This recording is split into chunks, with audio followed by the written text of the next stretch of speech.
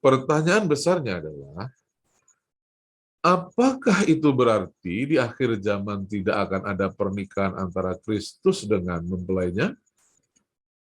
Jawabannya ada, tetapi tidak menikah dengan gereja. Apakah ini mengejutkan Anda? Lantas, menikah dengan siapa?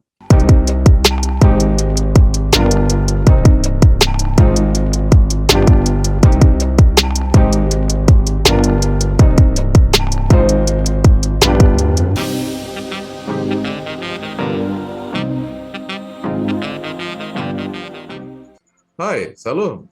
Terima kasih sudah mengklik video ini. Terima kasih juga bagi yang sudah subscribe. Bagi Anda yang belum mengenal saya, perkenalkan saya Pendeta Roni Wahyudiono. Di video ini, di channel ini, saya berbagi pengertian firman Allah seputar akhir zaman, keserupaan dengan Tuhan Yesus Kristus, dan keselamatan yang sempurna. Saya tidak menggurui, saya hanya berbagi apa yang saya mengerti. Dan semoga apa yang saya bagikan menginspirasi dan memberkati Anda. Oh ya, bagi Anda yang belum subscribe, silahkan subscribe terlebih dahulu. Dan jangan lupa menekan lonceng agar Anda mendapat notifikasi pada saat saya mengupload video yang baru. Subscribe adalah tindakan yang sangat mudah, akan tetapi berdampak sangat besar terhadap pengembangan channel ini. Dan untuk itu saya ucapkan terima kasih untuk subscribe-nya. Baiklah, kita akan segera mulai. Ya, kita membahas misteri mempelai Kristus. Individu atau komunitas gereja. Bagi sebagian orang percaya, siapa yang dimaksud sebagai mempelai Kristus atau mempelai anak domba terkesan sebagai suatu misteri.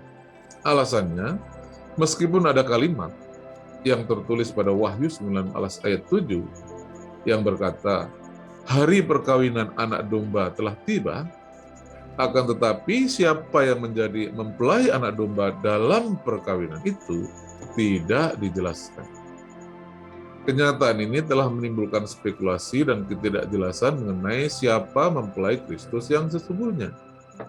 Akibatnya, ada sebagian orang Kristen yang berpikir dan percaya bahwa diri mereka adalah calon mempelai Kristus yang sesungguhnya itu. Pertanyaan besarnya adalah, apakah benar manusia dalam arti individu atau komunitas gereja adalah mempelai Kristus yang sesungguhnya? Yuk, saya ajak Anda mencari tahu duduk kebenarannya.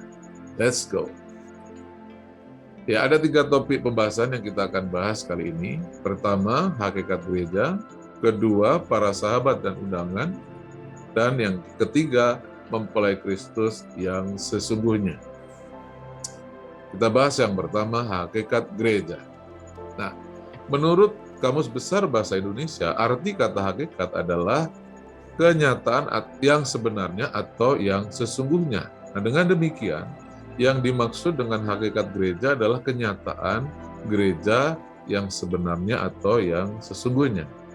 Nah, berdasarkan hakikat gereja, maka hakikatnya gereja itu adalah umat Allah atau komunitas suatu bangsa yang kudus, orang-orang percaya yang dipanggil dan menjadi milik Allah. Itu hakikat yang pertama.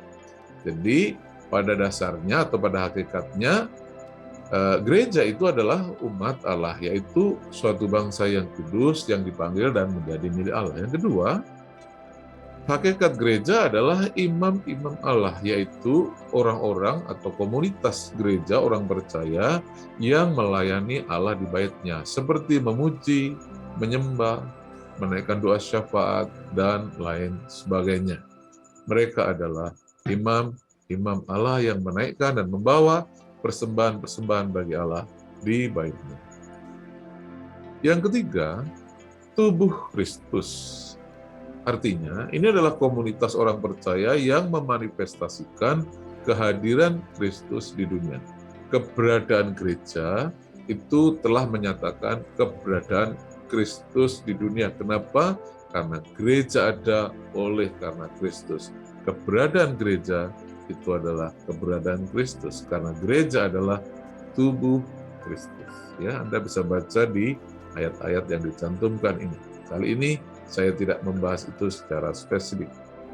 Yang keempat yang kita akan menaruh perhatian adalah hakikat gereja adalah istri Kristus. Artinya, gereja adalah komunitas orang percaya yang mempunyai hubungan kasih dengan Kristus. Pengertian istri Kristus di sini artinya orang-orang atau komunitas gereja itu adalah orang-orang yang mempunyai hubungan kasih dengan Kristus. Itu maksudnya. Nah, hubungan kasih layaknya suami istri antara Kristus dengan gereja ini bukanlah satu-satunya hakikat dari gereja. Masih banyak, seperti gereja adalah anak, gereja adalah bait Allah, dan lain sebagainya. Namun, saya mau ajak Anda fokus pada hakikat gereja sebagai istri Kristus ini ya. Kita akan mendalaminya lebih jauh. Hubungan kasih antara Kristus dengan jemaat yang pertama adalah bahwa itu artinya Kristus atau Tuhan Yesus Kristus adalah suaminya. Nah, sebagai suami, Kristus telah melakukan ini kepada istrinya atau untuk istrinya, yaitu satu, mengasihi istrinya, yaitu mengasihi gereja dengan cara rela berkorban untuk gereja. Kita tahu Tuhan Yesus Kristus telah mati di kayu salib untuk menyelamatkan manusia yang berdosa supaya mereka memperoleh hidup kekal, dan itu telah dibuktikan. Artinya Tuhan Yesus Kristus mengasihi orang-orang yang berdosa yang kemudian menjadi gereja. Oke, itu jelas ya. Yang kedua, sebagai suami yang dilakukan Tuhan adalah menjaga dan memelihara gereja. Anda tahu bahwa gereja telah ada di dunia sekitar 2000 tahun lebih. Nah, pada kurun waktu yang cukup panjang itu, gereja menghadapi berbagai tantangan dari yang kecil sampai yang sangat berat. Dari sekedar kesusahan kecil sampai ancaman pembunuhan dan pembantaian. Namun tahukah Anda, gereja tetap berada dan tetap eksis, dan hari ini gereja adalah komunitas terbesar di dunia di antara komunitas-komunitas kepercayaan atau keagamaan. Dari sekitar 7,79 miliar penduduk dunia yang menjadi orang percaya yang disebut gereja itu, ada sekitar 2,5 miliar atau 32%. Dan itu adalah komunitas terbesar, kelompok kepercayaan terbesar yang ada di dunia. Tidak ada yang lebih besar dari komunitas gereja itu di dunia. Nah,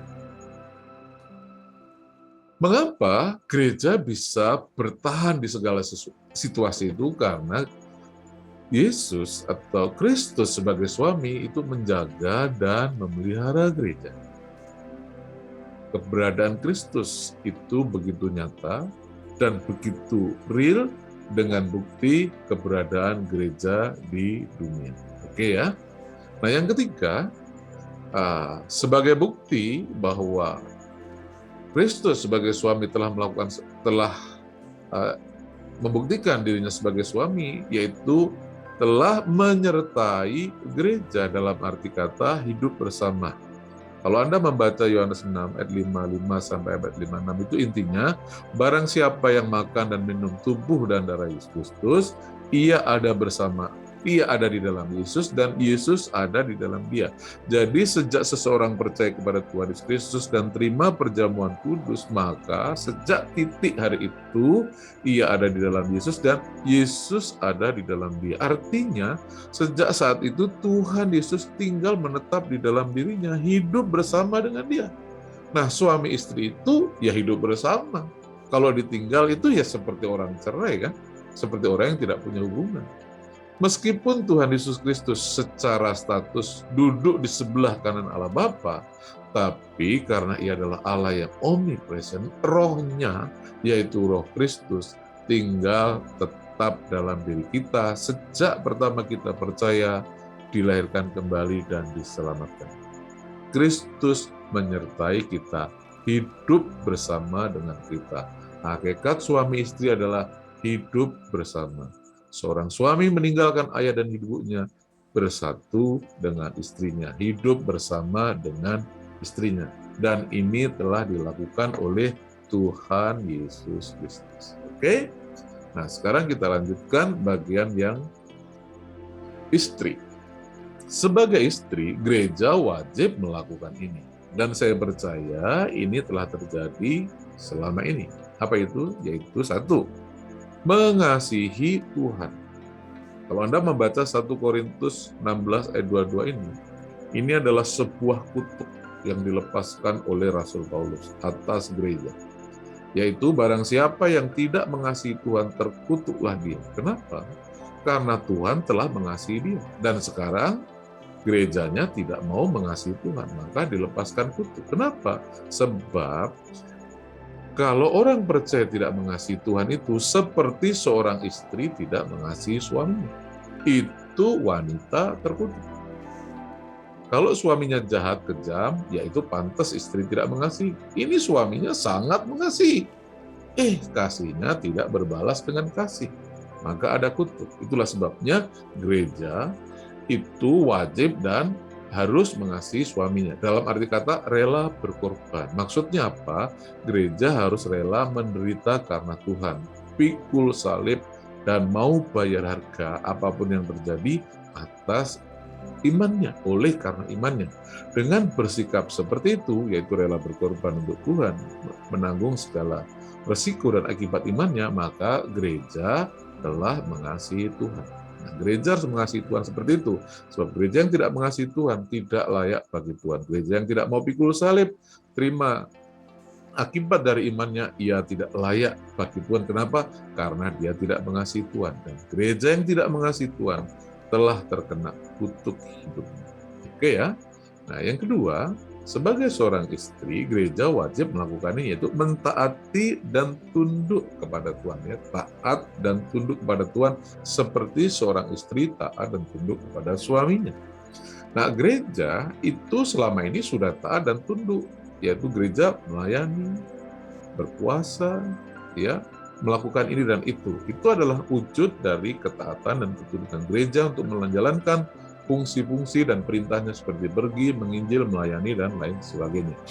Gereja telah melakukan itu. Dan gereja yang telah berkorban adalah gereja yang mengasihi.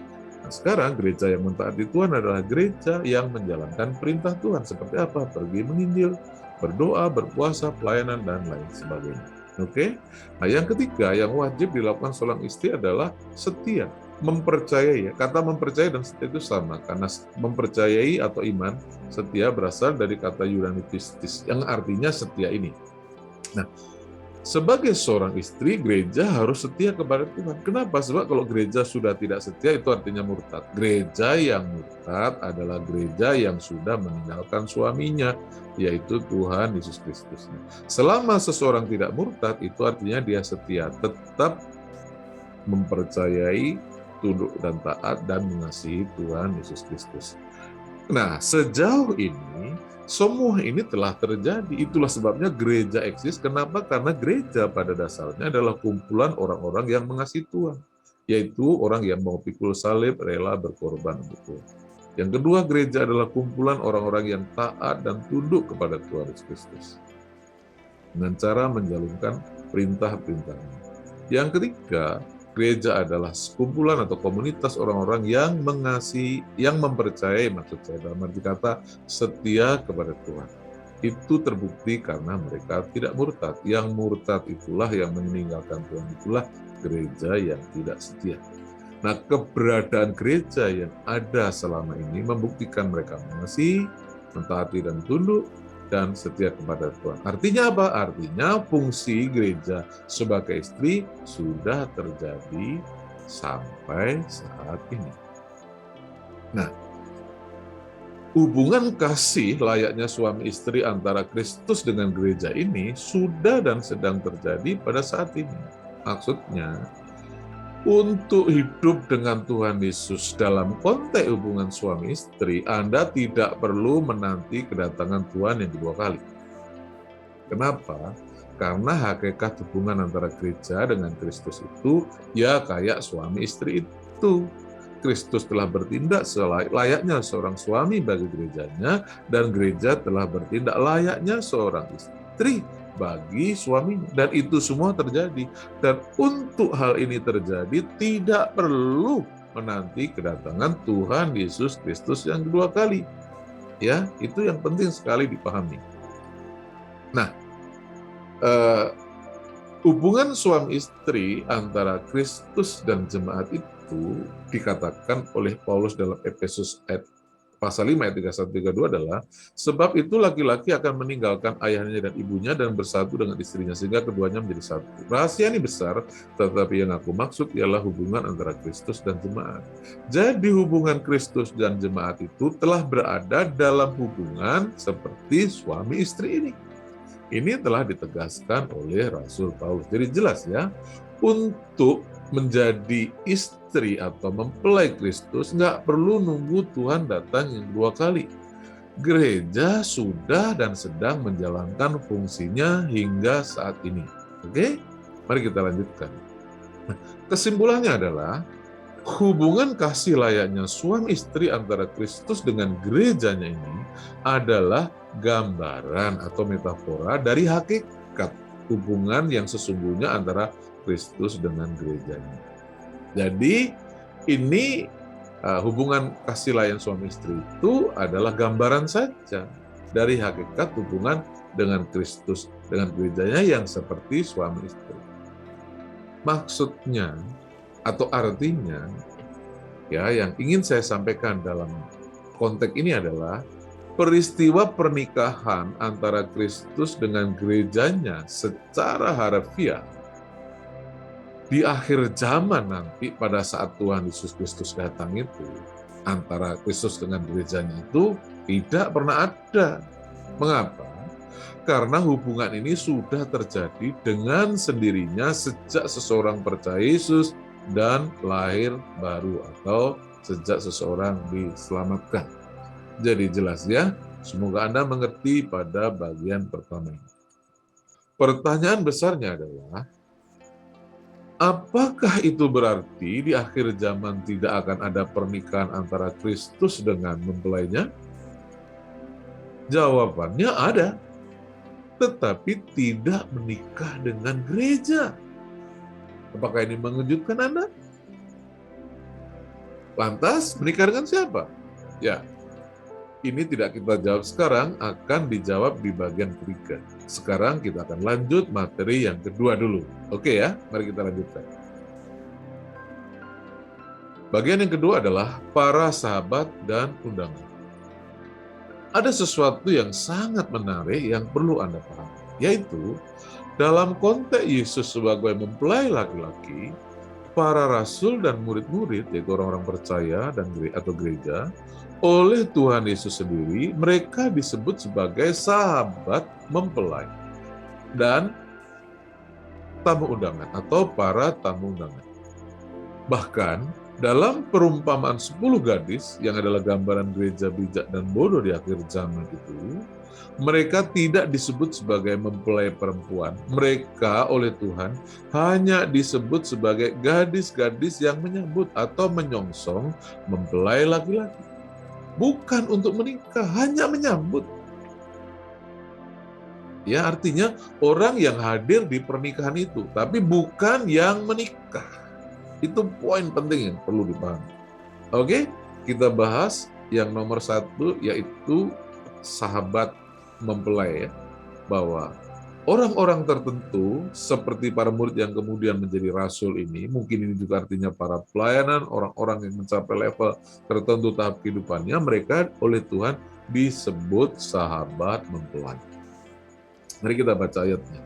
Matius 9 ayat 14 sampai ayat 15 berkata, kemudian datanglah murid-murid Yohanes kepada Yesus dan berkata, mengapa kami dan orang Farisi berpuasa, tetapi murid-muridmu tidak?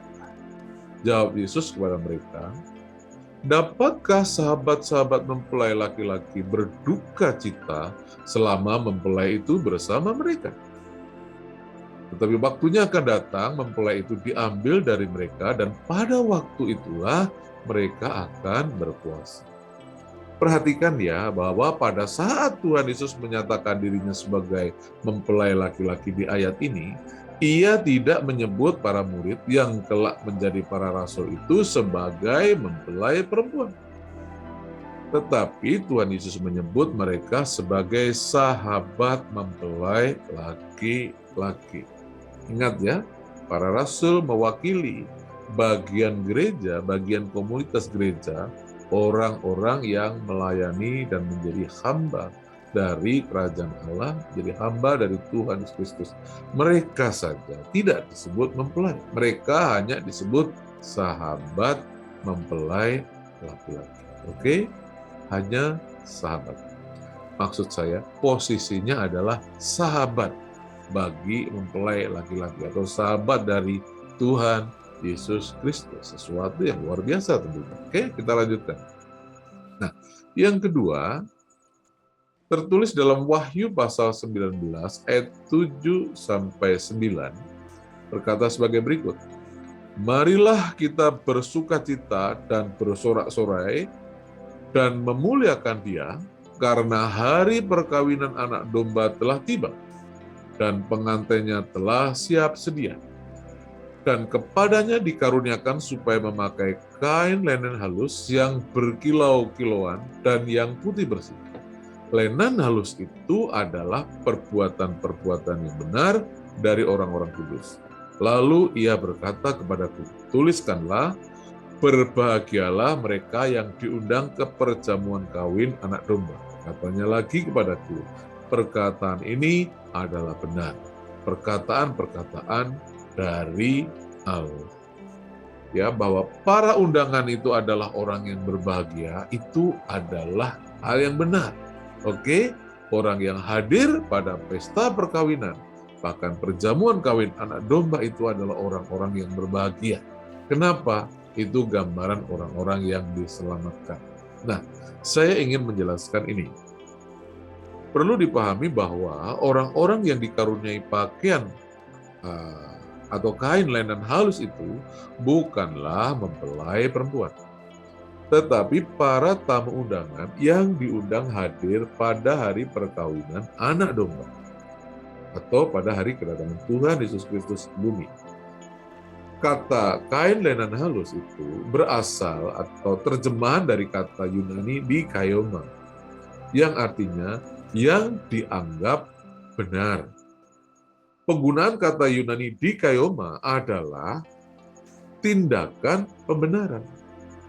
Nah, kita tahu bahwa semua orang percaya yang percaya Yesus lewat Injil keselamatan, pada waktu mereka percaya, mereka menerima pembenaran atau dianggap benar. Nah, pembenaran inilah yang dalam bahasa Yunaninya dikaioma. Ini adalah pembenaran dari Allah Bapa yang artinya orang itu diselamatkan. Mereka diselamatkan karena percaya kepada Tuhan Yesus Kristus. Untuk menjelaskan bahwa orang-orang yang memakai kain linen ini adalah para tamu undangan, kita akan membaca perumpamaan ini, ayat perumpamaan ini. Dalam Matius 22 ayat 9 sampai ayat 13, Tuhan Yesus Kristus sendiri membuat perumpamaan ini. Sebab itu pergilah ke persimpangan jalan dan undanglah setiap orang yang kamu jumpai di sana ke perjamuan kawin itu. Maka pergilah hamba-hamba itu dan mereka mengumpulkan semua orang yang dijumpainya di jalan-jalan, orang-orang jahat dan orang-orang baik, sehingga penuhlah ruangan perjamuan kawin itu dengan tamu. Ketika raja itu masuk untuk bertemu dengan tamu-tamu itu, ia melihat seorang yang tidak berpakaian pesta. Ia berkata kepadanya, "Hai saudara, bagaimana engkau masuk kemari dengan tidak mengenakan pakaian pesta?" Tetapi orang itu diam saja. Lalu kata raja itu kepada hamba-hambanya, "Ikatlah kaki dan tangannya dan campakkanlah orang itu ke dalam kegelapan yang paling gelap. Di sanalah akan terdapat ratap dan kertak gigi." Nah, perhatikan ya, bahwa tadi itu ada sekelompok orang di surga yang diberi atau menggunakan pakaian kain linen halus. Itu adalah dikaioma. Apa itu? Yaitu sesuatu yang dianugerahkan yang merupakan pembenaran, di mana mereka dianggap benar dalam arti kata diselamatkan. Nah, Alkitab menyatakan bahwa orang-orang yang diundang pada pesta perjamuan kawin anak raja itu, maka orang itu kalau hadir itu wajib menggunakan pakaian pesta. Orang yang tidak memakai pakaian pesta itu tidak boleh. Nah, orang ini ada orang yang tidak pakai pakaian pesta, mereka diam saja. Dijawab kenapa? Karena mereka memang tidak mengerti. Maksudnya begini, pada hari kedatangan Tuhan di atas bumi, yang selamat itu hanya orang-orang yang hadir pada pesta itu saja. Selebihnya ya akan binasa, akan dilempar ke suatu tempat yang ada ratap tangis dan kertak gigi. Tepatnya yang saya maksud adalah para orang-orang yang memakai kain linen halus itu dalam konteks perumahan ini disebut sebagai tamu undangan. Oke? Saya ingin menjelaskan lebih jauh arti dari perumpamaan ini. Ya, nomor 1, hamba yang mengundang dalam perumpamaan yang pesta raja itu, hamba-hamba itu artinya adalah para penginjil yang memberitakan Injil kepada siapa saja. Kepada orang jahat, kepada orang baik, semuanya diberitakan Injil supaya mereka diselamatkan. Nah, tamu undangan itu artinya orang-orang yang telah diselamatkan lewat Injil.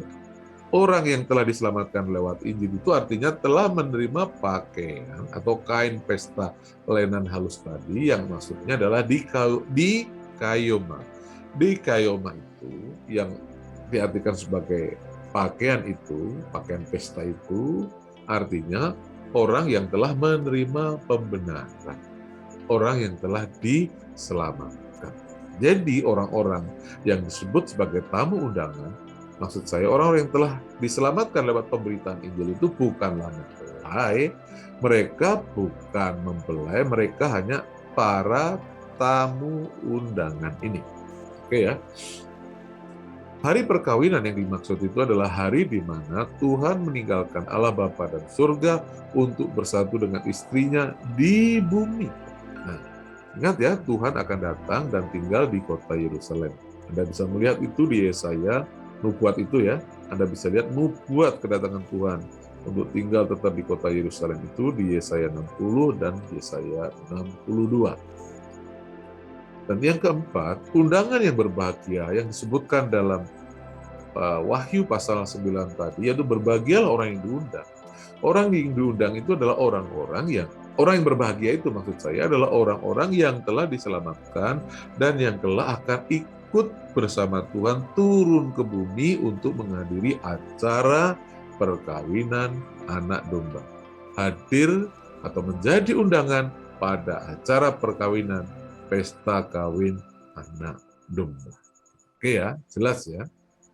Tentu sekarang timbul pertanyaan besar. Apa itu? Siapakah mempelai Kristus itu jika dia bukan gereja, bukan orang-orang percaya? Ya, kita akan membahas bagian ketiga atau bagian yang terakhir, yaitu mempelai Kristus yang sesungguhnya. Ada pertanyaan, yaitu apakah Allah itu punya istri? Jawabannya iya. Kebenaran dan kenyataan itu tertulis dengan jelas dalam Alkitab. Meskipun demikian, istri Allah itu bukan manusia, baik individu atau kelompok. Istri Allah adalah kota. Dengan informasi ini, saya ajak kita membaca Wahyu 21 ayat 9 sampai ayat 10. Dikatakan sebagai berikut. Maka datanglah seorang dari ketujuh malaikat yang memegang ketujuh cawan, yang penuh dengan ketujuh malapetaka terakhir itu. Lalu ia berkata kepadaku, katanya, marilah ke sini, aku akan menunjukkan kepadamu pengantin perempuan, mempelai anak domba. Lalu di dalam roh ia membawa aku ke atas sebuah gunung yang besar lagi tinggi, dan ia menunjukkan kepadaku kota yang kudus itu, Yerusalem, turun dari surga dari Allah. Dengan jelas, Dalam ayat ini, Alkitab menyatakan bahwa mempelai anak domba itu atau mempelai Kristus itu adalah kota, yaitu kota Yerusalem dan bukan manusia. Nah, saya menjelaskan bahwa memang ayat ini peristiwanya akan terjadi di langit dan bumi baru. Nah, meskipun ini kelak akan terjadi di langit dan bumi baru, di langit bumi yang lama faktanya juga sama saja. Dengan pemahaman ini, saya ajak Anda melihat fakta di Yerusalem yang sekarang. Untuk itu, saya ajak Anda melihat nubuatan mengenai kedatangan Tuhan di Yerusalem. Ya, saya ajak Anda memahami nubuat Nabi Yesaya sehubungan dengan kedatangan Yesus ke kota Yerusalem. Nubuat Nabi Yesaya dalam Yesaya 60 dan 62 adalah nubuat mengenai kedatangan Tuhan Yesus ke kota Yerusalem yang sekarang, yang di bumi ini dan bukan langit dan bumi yang baru. Dalam nubuatan itu, kedatangan Tuhan Yesus digambarkan juga seperti kedatangan mempelai laki-laki yang akan bersatu, dalam arti kata hidup bersama dengan istrinya, yaitu kota Yerusalem. Garis besar dari nubuatan kitab Yesaya pasal 60 dan 62 itu adalah sebagai berikut. Ya, pertama adalah kedatangan Tuhan Yesus, yang kedua kemuliaan kota Yerusalem setelah Tuhan Yesus datang, kemudian kehidupan baru yang terjadi di kota Yerusalem setelah Tuhan Yesus datang, dan status kota Yerusalem yang kemudian jadi kota yang bersuami. Ya, semoga ini menarik untuk Anda. Mari kita lanjutkan. Nomor 1, kita akan memperhatikan nubuatan dari kedatangan Tuhan Yesus Kristus yang ada pada Yesaya pasal 60 ayat 1 sampai ayat 9a. Perhatikan ya, ini menarik sekali. Banyak orang berpikir bahwa ayat ini diterapkan untuk dirinya. Yaitu menurut saya salah besar ya. Ini adalah nubuatan mengenai kedatangan Tuhan Yesus Kristus yang kedua kali. Mari kita perhatikan. Bangkitlah, menjadi teranglah. Ini saya kasih nomor 1 karena pentingnya. Sebab terangmu datang. Nah, sebab terangmu datang. Perhatikan ya, ada terang yang datang. Nah, kata bangkitlah ini sebetulnya harus diberi kata tambahan. Bangkitlah Yerusalem, menjadi teranglah. Sebab terangmu datang. Dan kemuliaan Tuhan terbit atasmu. Mengapa kemuliaan Tuhan kok bisa terbit atas Yerusalem? Ya karena Tuhannya datang atas Yerusalem. Nah, cuma dalam nubuatan Yesaya tidak langsung disebut di ayat 1 itu Tuhan, tapi disebut sebagai terang. Tapi Anda perlu tahu kedatangan Tuhan itu seperti cahaya, seperti kilat yang memancar dari timur ke barat. Itulah Tuhan Yesus yang terlihat sebagai terang yang bercahaya yang memancar dari timur ke arah barat. Makanya Yesaya berkata, bangkitlah hai Yerusalem, menjadi teranglah. Kenapa? Sebab terangmu datang. Dan kemuliaan Tuhan terbit atasmu. Nah, karena Tuhan sudah datang, maka sesuatu kemuliaan Tuhan mulai terpancar ya. Dan kemuliaan Tuhan yang memancar di Yerusalem ini menjadi daya tarik. Kita lihat ayat 2. Sebab sesungguhnya kegelapan menutupi bumi dan kegelapan menutupi bangsa-bangsa. Anda perlu tahu ya, tepat pada saat Tuhan Yesus Kristus datang yang kedua kali, matahari tidak bersinar dan bulan menjadi merah darah. Artinya tidak lagi memancarkan cahaya. Anda perlu tahu sejak saat itu matahari sudah tidak bercahaya lagi. Tepatnya sudah tidak dibutuhkan. Tetapi terang Tuhan terbit atasmu dan kemuliaannya menjadi nyata atasmu. Lihat akibatnya. Bangsa-bangsa berduyun-duyung datang kepada terangmu. Ingat ya, bangsa-bangsa ini tidak datang kepada Yerusalem. Bangsa-bangsa ini datang kepada terangnya. Berarti terangnya itu sangat menarik. Mengapa terangnya itu kok begitu menarik?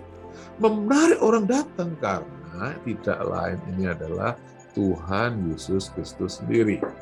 Saya mau mengutip ayat selanjutnya bahwa terang itu adalah kedatangan Tuhan atau Tuhan Yesus Kristus sendiri. Saya kutipkan ayat ini.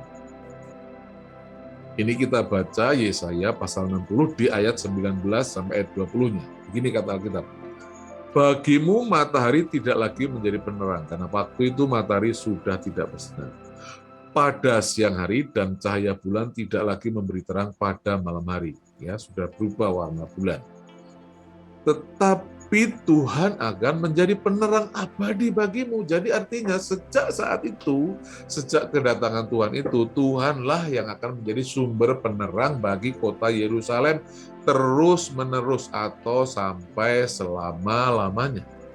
Dan Allahmu akan menjadi keagunganmu. Kok disebut Allahmu? Ya karena terang itu kan Allah. Allah itulah yang ada di tengah mereka dan itu menjadi keagungan, ya kemuliaan dari bangsa Israel. Bagimu akan ada matahari yang tidak pernah terbenam dan bulan yang tidak surut, sebab Tuhan akan menjadi penerang. Jadi bagimu akan ada matahari yang terus terang. Nah, siapa itu? Tuhan. Jadi terang yang datang tadi yang kemudian menjadi penerang bagi kota Yerusalem, itulah Tuhan, Tuhan Yesus Kristus. Oke ya, jelas ya. Jadi Yesaya pasal 6 ayat 1 sampai ayat 9 itu betul-betul menjelaskan atau merupakan nubuat kedatangan Tuhan Yesus Kristus yang kedua kali ke kota Yerusalem. Selanjutnya kita lihat rincian yang lain. Ya, ini ayatnya sangat banyak, tapi saya lompat saja ke ayat 8. Untuk menjelaskan bagaimana Nabi Yesaya menggambarkan kedatangan Tuhan. Ayat 8 berkata begini, siapakah mereka ini yang melayang seperti awan dan seperti burung merpati ke pintu kandangnya? Jadi, Yesaya melihat suatu penglihatan yang mana dia melihat ada awan. Ya, awan itu suatu yang luas, tentu jumlahnya besar. Kenapa?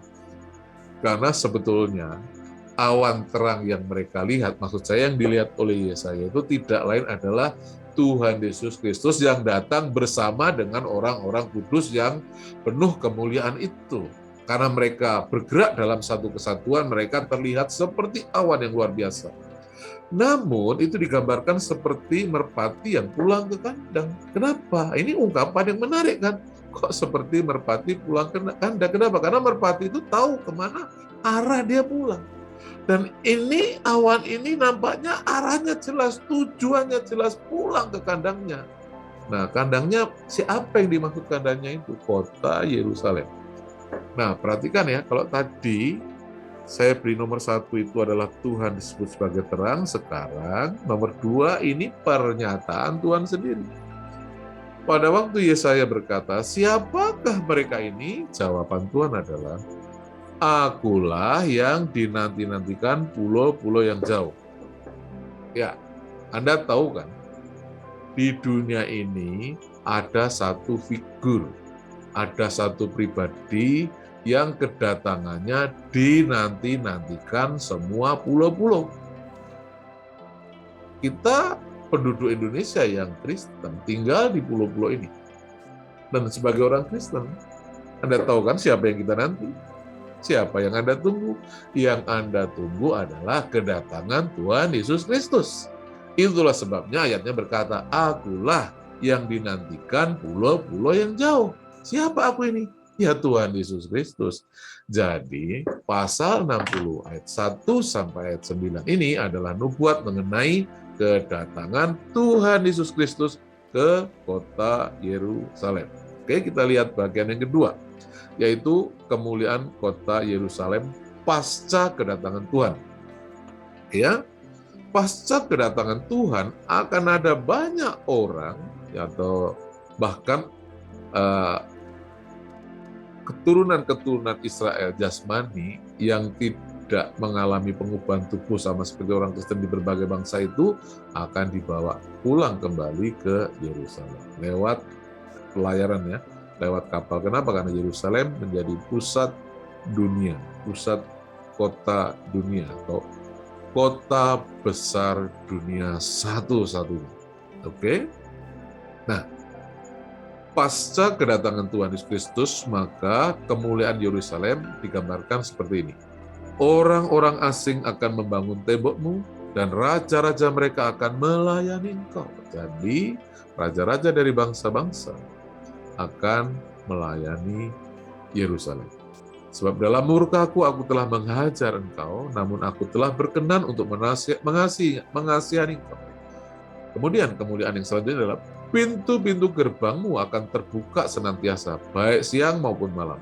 Tidak akan tertutup, supaya orang dapat membawa kekayaan bangsa-bangsa kepadamu. Jadi, pertama orang-orang asing akan menjadi pelayan untuk membangun Yerusalem, membangun kota Yerusalem. Kemudian kekayaan bangsa-bangsa akan mengalir ke Yerusalem pasca kedatangan yang kedua kali. Mengapa? Ya, kita lanjutkan nih. Kemuliaan Libanon, yaitu pohon sanobar, pohon beranga, dan pohon cemara akan dibawa bersama-sama kepadamu untuk mempersemarak tempat bait kudusku, sebab aku hendak memuliakan tempat kakiku berjejak. Jadi karena Tuhan sudah turun dari Yerusalem, bait Allah akan dibuat sebegitu rupa.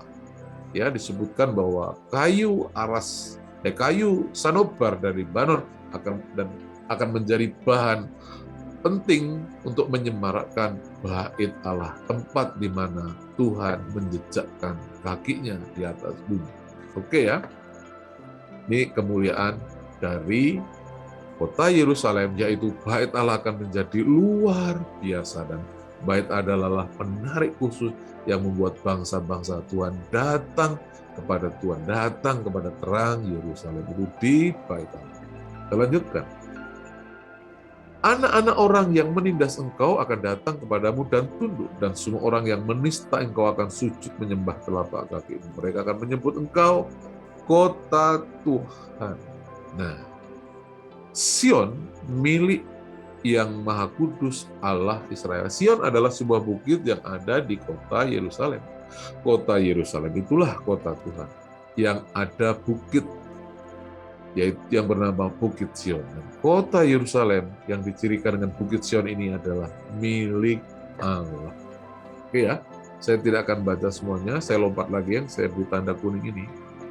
Kemudian, kemuliaan kota Yerusalem adalah engkau akan menghisap susu bangsa-bangsa dan akan meminum susu kerajaan-kerajaan, maka engkau akan mengetahui bahwa akulah Tuhan, Juru Selamat dan Penebusmu.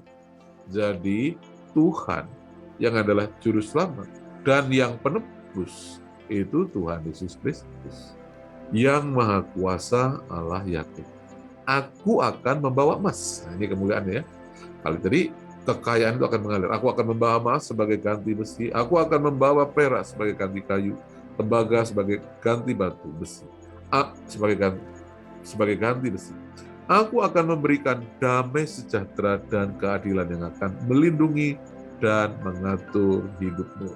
Jadi ini adalah gambaran situasi kota Yerusalem pasca kedatangan Tuhan. Ada pembangunan, bait Allah diperagung, diperhebat, dan kemudian apa yang hilang, yang rusak dari Yerusalem akan dikembalikan kepada Tuhan. Sebabnya Tuhan akan membawa emas dan lain sebagainya, Tuhan akan mendatangkan emas dan lain sebagainya di kota Yerusalem untuk membangun kota itu secara fisik. Nah, kemudian pasca Tuhan datang, kemudian ada suatu kegiatan membangun Yerusalem. Pasca itu, maka kemudian akan ada kehidupan baru di kota Yerusalem pasca kedatangan Tuhan itu. Kehidupan baru itu ditandai begini. Tidak akan ada lagi kabar tentang perbuatan kekerasan di negerimu. Jadi tidak ada kejahatan, tidak ada kekerasan. Ya, mengapa tidak ada kekerasan? Perhatikan ayat 21. Pendudukmu semua orang-orang benar.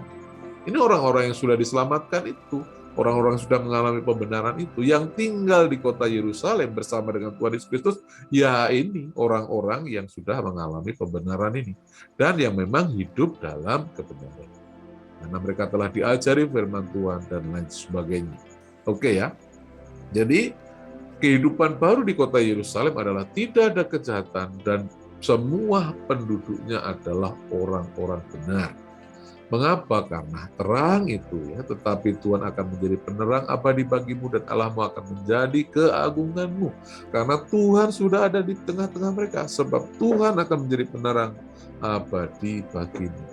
Tuhan sudah ada di tengah mereka untuk selama-lamanya, maka tidak ada lagi kejahatan dan semua penduduknya orang yang benar. Akan ada damai, ketenangan, kesejahteraan. Ya, maka disebutkan bahwa engkau akan menyebut tembokmu selamat, ya, Salom ini ya, selamat, dan pintu gerbangmu adalah pujian. Oke ya, jadi suasana kehidupan baru di kota Yerusalem digambarkan seperti ini pasca kedatangan Tuhan Yesus Kristus yang kedua kali. Nah, kita akan melihat status kota Yerusalem pasca kedatangan Tuhan Yesus Kristus. Kita lihat itu di pasal 62 ayat 1 sampai 5. Oleh karena Sion itu sebuah bukit di kota Yerusalem, aku tidak dapat berdiam diri, dan oleh karena Yerusalem aku tidak akan tinggal tenang sampai kebenarannya bersinar seperti cahaya dan keselamatannya menyala seperti sulu-sulu. Maka bangsa-bangsa akan melihat kebenaranmu dan semua raja akan melihat kemuliaanmu. Kemuliaan Yerusalem adalah Tuhan. Dan orang akan menyebut engkau dengan nama baru yang akan ditentukan oleh Tuhan sendiri. Engkau akan menjadi mahkota keagungan di tangan Tuhan dan serban kerajaan di tangan Allahmu. Perhatikan yang kuning ini. Engkau tidak akan disebut lagi yang ditinggalkan suami. Seperti yang kita tahu, terakhir Tuhan Yesus Kristus, Allah itu datang di zaman Tuhan Yesus Kristus. Sebelum zaman Tuhan Yesus Kristus dulu masih ada bait Allah, masih ada tabut, ada aktivitas Allah di tengah-tengah bangsa Israel, dan terakhir Tuhan Yesus. Setelah itu Yerusalem ditinggalkan sunyi sepi, oke ya. Dan negerimu tidak akan disebut lagi yang sunyi, tetapi engkau akan dinamai yang berkenan kepadaku. Dan negerimu yang bersuami. Nah, sebab Tuhan telah berkenan kepadamu dan negerimu akan bersuami. Sebab seperti seorang muda belia menjadi suami seorang anak darah, demikianlah dia yang membangunkan engkau akan menjadi suamimu. Siapa dia? Tuhan. Tuhan akan menjadi apa? Suami. Suami siapa? Kota Yerusalem. Makanya status baru kota Yerusalem adalah yang bersuami. Demikianlah Allahmu akan girang hati atasmu. Kenapa? Karena dari perpisahan yang lama dan kerinduan yang lama, sekarang Allah itu, yaitu Yesus Kristus, yang adalah wujud Allah dalam bentuk lembaga itu, sekarang ada hidup bersama dengan istrinya, yaitu kota Yerusalem. Oke ya, jadi jelas ya saudara-saudariku bahwa yang menjadi istri dari Tuhan Yesus Kristus atau mempelai anak domba itu adalah kota Yerusalem. Baiklah, saya ingin sampaikan catatan penting sekarang. Setelah saya menyampaikan semua hal tadi, sekarang saya ingin sampaikan catatan penting untuk merangkum semua. Nomor 1, peristiwa pernikahan antara Kristus dengan mempelainya itu terjadi pada saat Tuhan Yesus meninggalkan surga dan Allah Bapa untuk bersatu dengan istrinya di bumi. Ya, Anda bisa baca ayat dulu. Ayatnya di yang saya beri kurung ini ya. Seperti yang Anda tahu bahwa arti pernikahan adalah seorang laki-laki akan meninggalkan ayah dan ibunya bersatu dengan istrinya. Jadi peristiwa pernikahan anak domba itu adalah turunnya Tuhan Yesus Kristus. Nah, turunnya Tuhan Yesus Kristus itu artinya ia meninggalkan surga dan Allah Bapa untuk bersatu dengan istrinya di bumi. Oke, jelas ya? Nah, yang dimaksud mempelai Kristus atau istrinya itu oleh Alkitab ternyata adalah kota Yerusalem, bukan manusia, baik individu maupun komunitas atau gereja maksudnya. Ya, Anda sudah tahu tadi ayatnya di Wahyu 21 ayat 9 sampai ayat 10. Nah, kemudian yang ketiga, terhitung sejak pernikahan itu, maksudnya sejak kedatangan Tuhan Yesus ke bumi dan tinggal di kota Yerusalem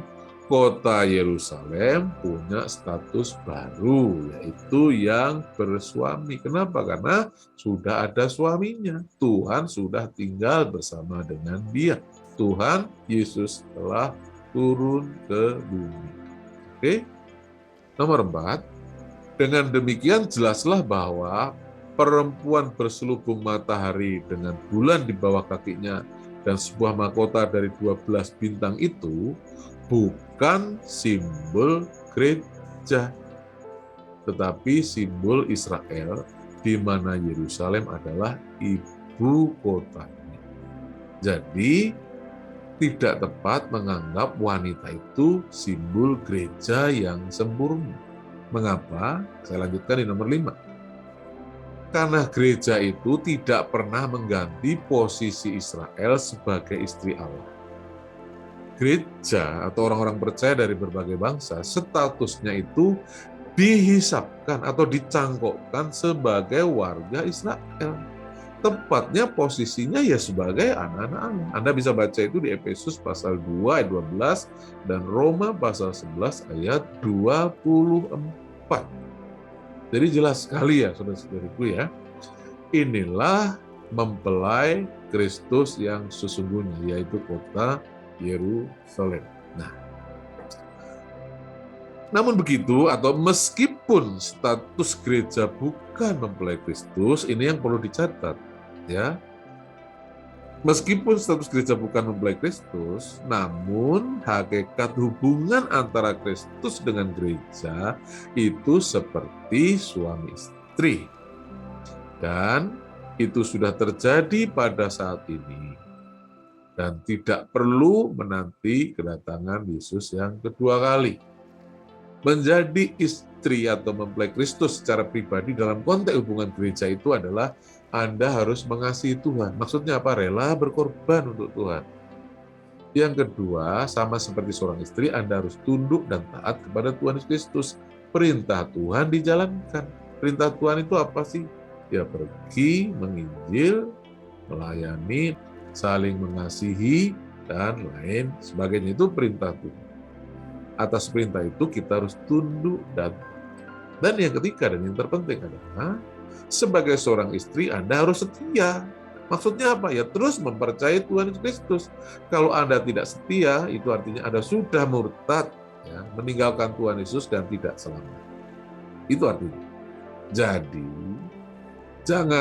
tidak perlu, tidak penting membayangkan Anda akan terlibat atau menjadi mempelai Kristus pada kedatangan Tuhan Yesus Kristus yang kedua kali. Status hubunganmu saat ini sebagai gereja ya seperti suami dan istri. Jalankanlah fungsimu sebagai istri dari sekarang. Kasihi Tuhan, tunduk dan taat kepadanya, dan setialah kepadanya.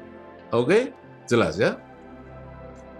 Mempelai Kristus itu adalah kota Yerusalem.